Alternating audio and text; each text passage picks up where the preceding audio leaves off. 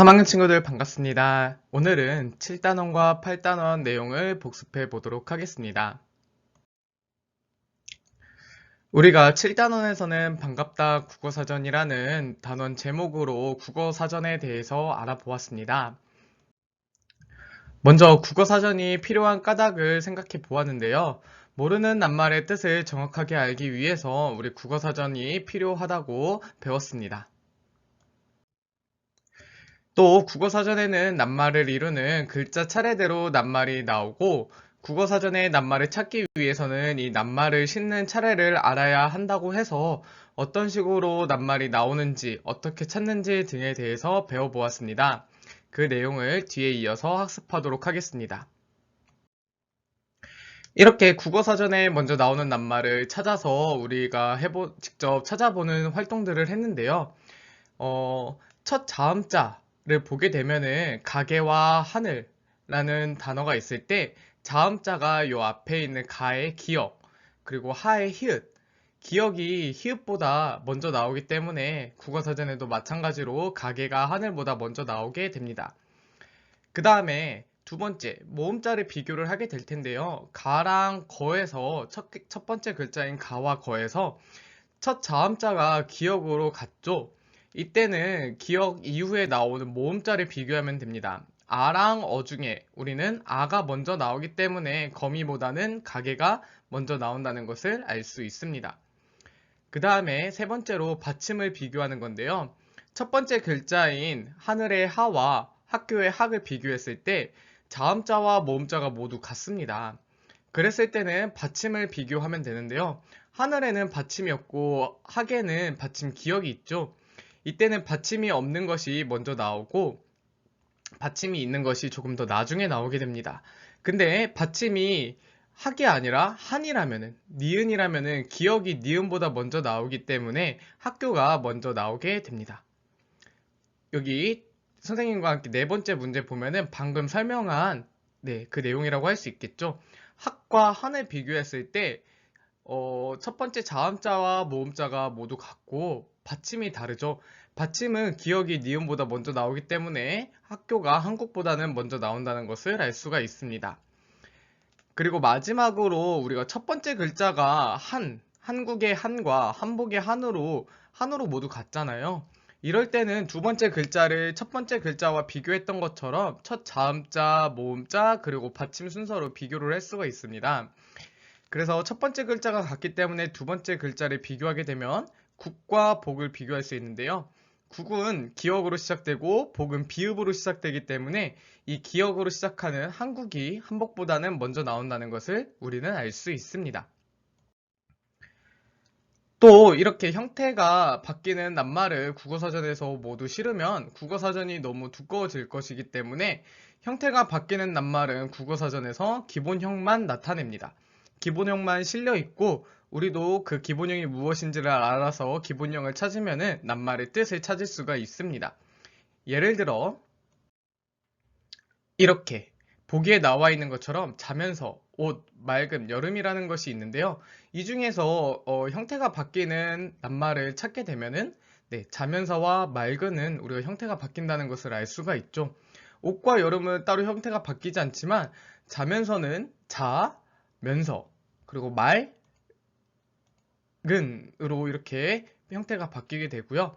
이 자면서를 기본형으로 바꾸면 자다, 맑은을 형태가 바뀌는 부분을 다로 바꾸면서 맑다라고 기본형을 우리가 찾을 수 있습니다. 마지막으로 나무, 가마, 다람쥐를 국어사전에서 실리는 순서대로 한번 써보는 활동을 했었는데 앞에서 이야기했던 것처럼 첫 글자의 자음, 모음, 받침을 비교하고 그 다음 두 번째 글자의 자음, 모음, 받침을 비교하면은 어떤 순서로 가장 먼저 나오는지 어떤 낱말이 가장 먼저 나오는지를 알 수가 있습니다. 나, 가, 다 이 첫 번째 글자만 비교하게 되면은 첫 자음자가 모두 다르기 때문에 가장 먼저 나오는 거는 가마가 되겠고 그 다음에는 나무, 마지막으로 다람쥐 순서로 우리가 국어사전에서 찾을 수 있습니다. 여기 반갑다 국어사전, 7단원 반갑다 국어사전의 핵심 내용은 첫 번째, 첫 자음자, 모음, 받침의 차례대로 우리가 국어사전에서 실리게 되므로 그 받침, 자음자와 모음자, 받침을 비교하면서 국어사전을 찾을 수가 있고 형태가 바뀌는 낱말은 기본형으로 찾는다. 이 내용이 가장 핵심 내용이라고 할 수 있습니다.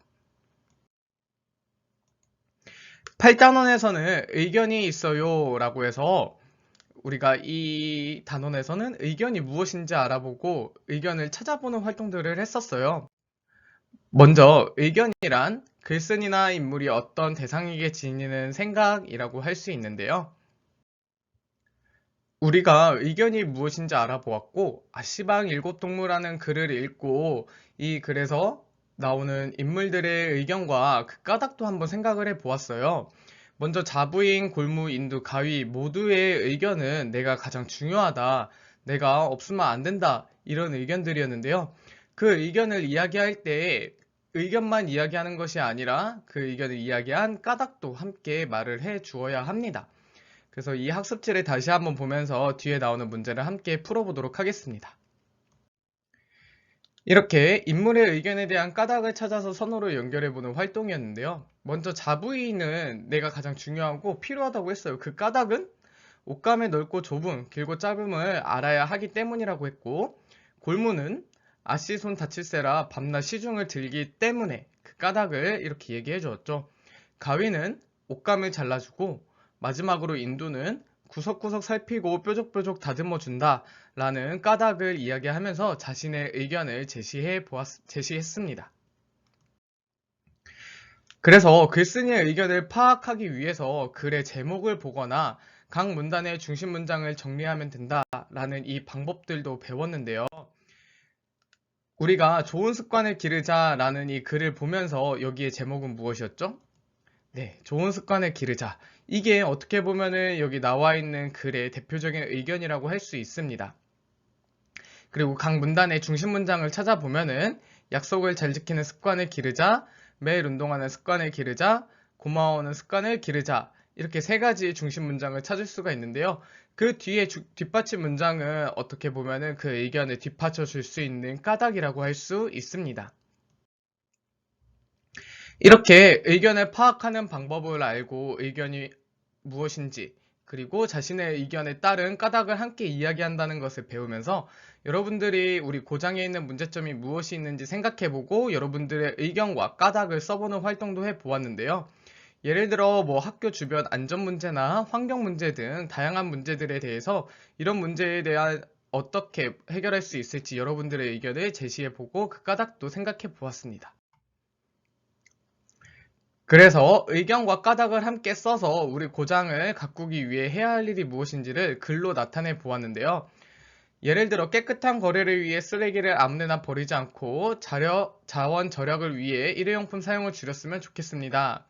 라는 의견과 그리고 까닭도 함께 했었죠. 뭐 깨끗한 거리를 위해서, 자원 절약을 위해서, 그리고 쓰레기를 뭐 버리지 말자, 일회용품 사용을 줄이자 라는 의견을 까닭과 함께 이렇게 써보았고 선생님 같은 경우는 깨끗한 버스 정류장을 위해 일회용품 사용을 줄이면 좋겠다. 일회용품 사용을 줄이면 쓰레기 양도 줄일 수 있기 때문이다. 라고 일회용품 사용을 줄이자라는 의견과 그리고 쓰레기 양도 줄일 수 있다. 라는 까닭도 함께 적어 보았습니다. 여러분들도 다시 한번 배웠던 내용을 생각해 보면서 이렇게 자신의 의견과 까닭을 정리해 보면 됩니다.